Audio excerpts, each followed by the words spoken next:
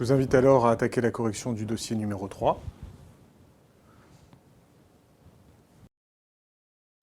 Madame S, 63 ans, ménopausée depuis 10 ans, vous êtes adressée par son médecin traitant pour une boule dans le cadran supéro-externe du sein gauche, découverte lors d'une consultation pour asthénie. La sœur de Madame S a eu un cancer du sein à l'âge de 53 ans. Madame S est ménopausée depuis l'âge de 51 ans. Elle a pris un THS pendant 4 ans et se fait suivre tous les ans. À l'examen, vous retrouvez une masse de 1,5 cm de diamètre au niveau du cadran supéro-externe du sein gauche, bien mobile par rapport au plan profond. La masse est non douloureuse, non inflammatoire et les aires ganglionnaires sont libres. Madame S a un soutien-gorge 95C. Une mammographie classe la masse ACR5. L'autre sein est classé ACR1.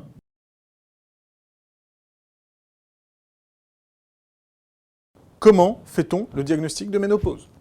Des examens complémentaires sont-ils nécessaires pour confirmer le diagnostic de ménopause?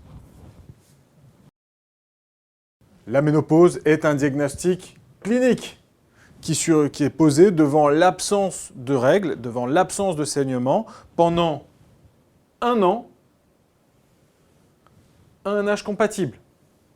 Il faut savoir que la médiane de l'âge de la ménopause est de 51 ans, avec un écart type de 10 ans. Donc ça veut dire que 5% des femmes ont la ménopause avant 41 ans, 5% des femmes sont ménopausées après à 61 ans. C'est la répartition, je vous rappelle, sur une courbe de Gauss, avec une médiane ici à 51 ans. Est-ce qu'il faut faire un examen complémentaire? Bah non. Quand la ménopause survient autour de 51 ans, il n'y a pas de diagnostic biologique à réaliser. Le diagnostic est clinique. Maintenant, dans un contexte d'absence de règles à un âge jeune, un dosage de FSH peut être intéressant et retrouvera bien sûr une FSH très élevée.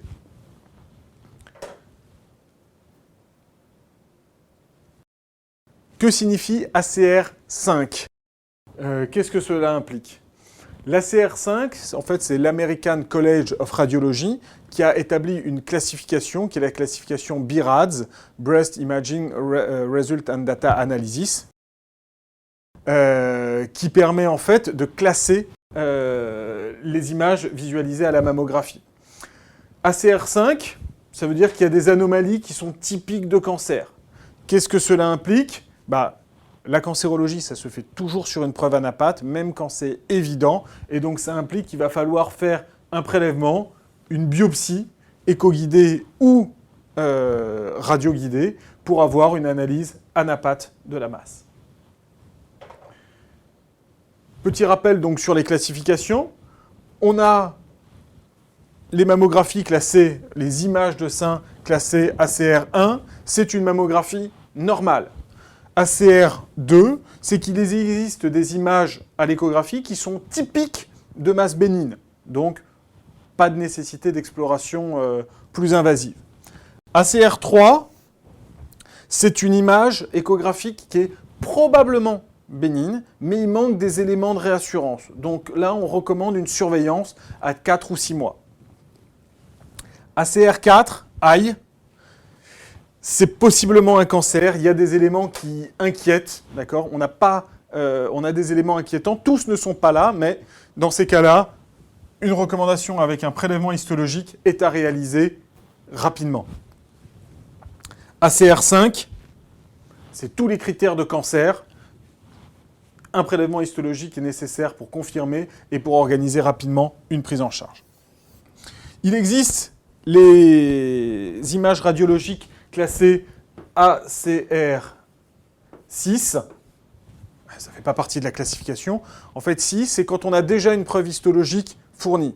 Je vous donne un exemple clinique. C'est par exemple une patiente qui a un cancer du sein avéré, qui n'a pas pu être opérée en première intention à cause d'un caractère très inflammatoire. Elle a une PEF3, donc elle a eu une chimiothérapie pour calmer l'inflammation et pour pouvoir discuter dans un deuxième temps d'un geste chirurgical. Et ben, le radiologue qui va faire l'IRM, par exemple, de contrôle à distance, va décrire la masse qu'il va voir et va classer son IRM ACR6, puisqu'il a une preuve histologique sur cette masse, on sait que c'est un cancer. Concernant les prélèvements, il y a deux possibilités pour faire les biopsies. Soit on a une image visible à l'échographie et donc on va repérer cette image à l'écho et on va faire un prélèvement écho-guidé. Ça va être un trocut. Soit cette image n'est pas visible à l'échographie et donc on va devoir la repérer avec la radiologie, par exemple un foyer de microcalcification. Et donc sous contrôle radio ou scanner, on va faire un prélèvement pour faire un mammotome. Le mammotome étant une incision un petit peu plus grande qui va ramener une grosse carotte de prélèvement. Lors du prélèvement chez cette patiente, le diagnostic est confirmé. On a affaire à un carcinome canalaire invasif moyennement différencié. Quel est le bilan paraclinique à réaliser en première intention?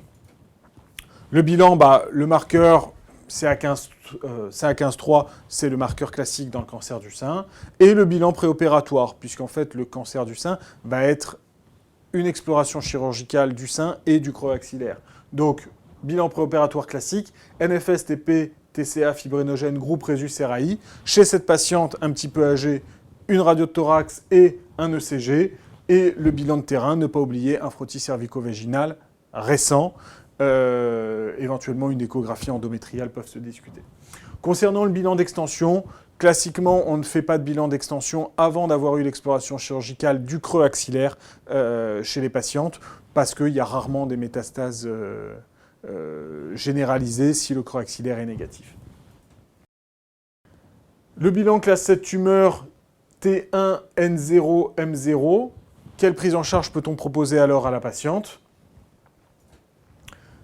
Après discussion en staff multidisciplinaire, n'oubliez pas de le mettre dans tous les dossiers, une consultation d'annonce où on était disponible pour discuter avec la patiente, où on a fait preuve d'empathie et où on lui a exposé un projet de soins personnalisé.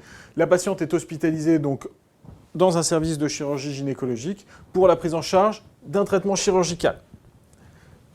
Premier temps, ça va être une tumorectomie élargie associée à la recherche du ganglion sentinelle. Comment ça se fait? Alors, pour les patientes dont la taille de tumeur est inférieure à 3 cm, on peut proposer une tumorectomie, c'est-à-dire qu'on va enlever la tumeur et des marges de sécurité suffisantes autour et on va laisser en place le sein. Ça s'oppose bien sûr aux mastectomies où dans ces cas-là, on est obligé d'enlever tout le sein. Bien sûr, cette taille est toujours à relativiser par rapport à la taille du sein. Vous comprenez bien qu'une patiente qui a une tumeur de 2,5 cm sur un 85A, ça va être quasiment une mastectomie parce qu'il n'y aura pas grand-chose à rester. Et une patiente qui a une tumeur de 3,5 cm sur un plantureux sans D, on peut essayer de garder, faire une quadratectomie et de laisser une bonne partie du sein. Donc tout ça, c'est à relativiser. Concernant l'exploration du creux axillaire, on est aujourd'hui sur un objectif d'être le moins invasif possible, puisqu'on part du principe que les chaînes ganglionnaires axillaires ne vont être atteintes que si le premier ganglion est atteint. Donc aujourd'hui, on propose la technique du ganglion sentinelle, qui vise en fait, grâce à une double technique de repérage avec du bleu patenté et un isotope radioactif injecté la veille, repérer le premier ganglion dans le creux axillaire. Ce ganglion est soit indemne, il n'y a pas de métastase, et auquel cas, on arrête là et on ne fait pas le curage axillaire, soit ce ganglion est atteint, et dans ces cas-là, on est obligé de faire un curage axillaire complet. Les risques du curage axillaire, on les reverra après, ils ne sont pas dénués de morbidité, donc si on peut limiter ce geste chez certaines patientes, c'est un bénéfice qu'on peut leur apporter. Bien sûr, tout est envoyé en anapathe pour un examen extemporané du ganglion sentinelle et une analyse définitive de la tumorectomie et du ganglion. À partir du moment où on laisse le sein en place, il faudra faire une radiothérapie externe. Excusez-moi. Il faudra faire une radiothérapie externe systématiquement sur le sein et une surexpression sur le lit tumoral. En cas de curage axillaire, on ne fait jamais de radiothérapie dans le creux axillaire et on peut faire une radiothérapie complémentaire sur les chaînes axillaires sous-claviculaires et mammaires internes. dans le cas où les ganglions ont été atteints. Je vous rappelle qu'on ne peut pas accéder aux chaînes mammaires internes qui sont rétrocostales.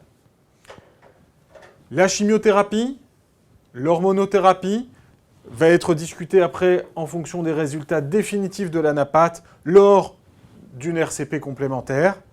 N'oubliez pas toujours les petits mots-clés qui valent des points en cancéro, la prise en charge à 100%, la prise en charge de la douleur, la psychothérapie de soutien et bien sûr la surveillance chez ces patientes, la surveillance d'une récidive de cancer homolatéral si on a laissé le sein en place, et bien sûr contralatéral. Je vous rappelle que le premier facteur de risque de faire une pathologie, c'est de l'avoir déjà faite. Quelles informations importantes attendez-vous de l'examen anatomopathologique ? Tout d'abord, en péropératoire, donc l'analyse du ganglion sentinelle en extemporané. Est-ce qu'il est métastatique ou pas? Est-ce qu'on a besoin de faire un curage complet? Sur la pièce opératoire, on veut savoir la taille de la tumeur, le type histologique, le grade histologique avec le score de Scarf, Bloom et Richardson, qui va tenir en compte des mitoses, de l'index de différenciation, la présence de récepteurs hormonaux, pour guider éventuellement un traitement ultérieur, la présence de récepteurs HER2, récepteurs à l'herceptine, et les marges de sécurité sur la pièce opératoire, à savoir est-ce qu'on est bien en zone carcinologiquement saine ou est-ce qu'il y a besoin de faire des recoupes. En fonction de ces résultats, ça va guider la prise en charge chirurgicale, soit sur la tumeur, on n'est pas en marge saine, il faut faire des recoupes, soit le ganglion est atteint et il faut faire un curage complet. Soit on a fait un traitement conservateur et dans ces cas-là, il va falloir faire une radiothérapie. Petit intérêt péropératoire de laisser un petit clip sur le lit de la tumeur pour pouvoir faire un surboost au niveau du lit de la tumeur. L'hormonothérapie, si on a la présence des récepteurs hormonaux. Un traitement par herceptine, si on a la présence de récepteurs HER2. Et puis, une chimiothérapie en fonction de l'envahissement ganglionnaire, en fonction de score de gravité sur la tumeur. Le curage axillaire a été réalisé. Quels sont les risques d'un tel geste? En péropératoire, on peut avoir une lésion vasculaire au niveau axillaire, on peut avoir une lésion nerveuse sur le nerf du grand dorsal ou le nerf du grand dentelé, et puis on peut avoir un échec de recueil, on n'a pas prélevé assez de ganglions, aujourd'hui c'est rare. À court terme, on peut avoir un lymphocèle au niveau du bras, c'est-à-dire une collection de lymphe qui peut être gênant et douloureuse pour la patiente, qui peut nous amener à faire des ponctions itératives. Et puis, secondairement, l'infection de cette lymphocèle. À distance, on a le lymphœdème du bras, je vais vous montrer tout de suite une image, qui est en fait un défaut de drainage lymphatique au niveau du bras, et la patiente se retrouve avec un bras qui peut doubler ou tripler de volume et une impotence fonctionnelle. Donc, c'est quand même des éléments qui peuvent être très handicapants pour les patientes, qui peuvent être en plus relativement jeunes, donc à éviter, et puis des douleurs chroniques au niveau du bras. Voici donc l'image d'un bras très distendu, avec un lymphœdème au niveau du bras gauche en post-curage axillaire. Tout comme le cancer du côlon et les dysplasies cervicales, le cancer du sein bénéficie d'une campagne de dépistage nationale. Quelles sont les caractéristiques d'une maladie pouvant être éligible pour une campagne de dépistage? Donc, pour ça, il faut que ce soit une maladie grave, dont l'évolution est parfaitement connue, dont on sait qu'une prise en charge précoce peut améliorer le pronostic. Cette maladie est curable, elle est prioritaire par rapport aux autres et elle est fréquente. Quelles sont les caractéristiques d'un test de dépistage en population générale? Il faut que ce test soit fiable, il faut que ce test soit efficace et sensible, il faut qu'il soit reproductible, il faut qu'il soit peu coûteux, et il faut qu'il soit bien sûr acceptable pour l'ensemble de la population. L'objectif de ce test est de arrêter toutes les personnes qui sont asymptomatiques et de leur dire « Attention, il y a quelque chose qu'on a détecté, vous êtes sur un terrain à risque », ça ne veut pas dire pour autant qu'il est atteint de la maladie, et on propose un test de diagnostic qui va permettre de diagnostiquer complètement la maladie, quitte à avoir inquiété des gens en leur disant « voilà, on a eu ça, mais finalement vous n'êtes pas malade. C'est par exemple dans le test du cancer du côlon sur les mots cultes. On détecte du sang dans les selles. Toute personne qui a du sang dans les selles n'a pas forcément un cancer du côlon. Mais toute personne qui a du sang dans les selles a en tout cas intérêt à faire une coloscopie pour diagnostiquer soit un cancer, soit alors un polype. En conclusion de ce dossier sur le cancer du sein, nous avons vu donc la mammographie, la classification BIRADS selon l'ACR, l'histologie importante dans les cancers qui va guider la prise en charge, la tumorectomie et radiothérapie systématique versus la mastectomie en fonction de la taille et en rapport avec la taille du sein, et puis la recherche d'un ganglion sentinelle pour les tumeurs qui sont de moins de 2 cm, qui sont plutôt externes, et en l'absence d'antécédents de chirurgie au niveau du sein, versus le curage axillaire en systématique pour les grosses tumeurs, ou quand le ganglion sentinelle est atteint. Et puis nous avons vu les grands mots de la santé publique sur les campagnes de dépistage. Nous avons donc traité l'item 159 concernant la prise en charge des tumeurs du sein, et un petit mot de santé publique sur les campagnes de dépistage. Je vous remercie.